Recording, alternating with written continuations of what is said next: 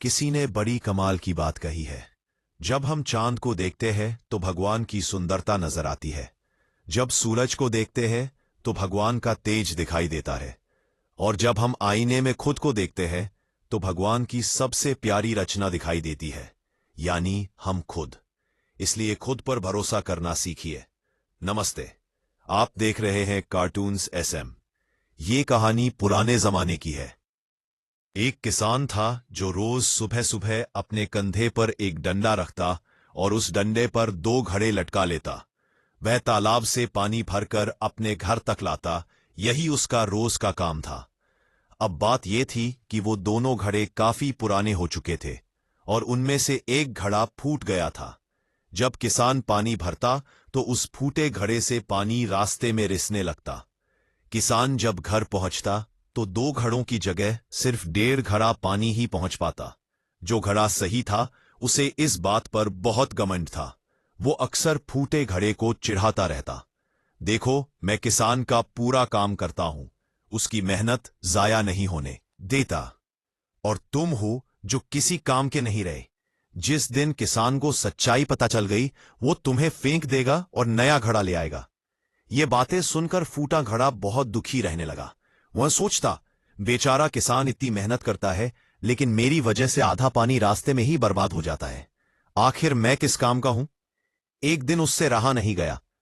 उसने किसान से कह दिया, आप रोज इतनी मेहनत करते हैं पर मेरी वजह से आपका आधा पानी रास्ते में गिर जाता है। अब वक्त आ गया है कि आप मुझे छोड़ दीजिए, किसी नए घड़े को ले आइए। बुरा तो लगेगा पर सच यही है कि अब मैं किसी काम का नहीं रहा। किसान मुस्कुराया और बोला, अरे पागल, तू इतना दुखी क्यों होता है? मन छोटा मत कर। कल सुबह जब हम फिर तालाब से पानी भरकर लौटेंगे, दैट विल बी अगेन। तो रास्ते में एक चीज ध्यान से देखना, फिर बात करेंगे। अगली सुबह किसान फिर उसी तरह तालाब गया। डंडे पर दोनों घड़े लटकाए, पानी भरा और घर की ओर चल पड़ा। रास्ते में फूटे घड़े ने देखा कि उसके वाले रास्ते पर खूबसूरत रंग बिरंगे फूल खिले हुए हैं। फूल देखकर उसका मन खुश हो गया और थोड़ी देर के लिए उसकी उदासी दूर हो गई। घर पहुंचकर किसान ने पूछा, कैसे लगे फूल? अच्छे लगे ना?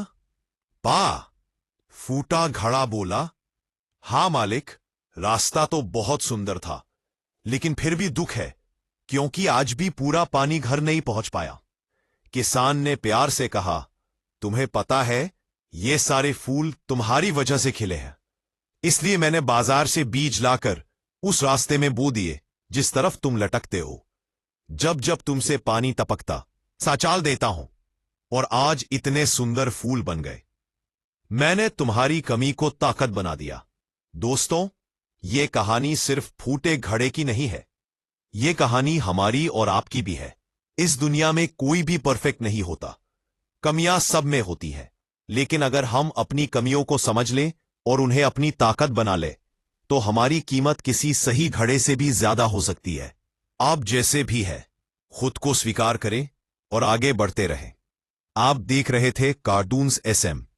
कहानी पसंद आई हो तो वीडियो को लाइक करें और हमारी फैमिली का हिस्सा बनने के लिए चैनल को सब्सक्राइब जरूर करें।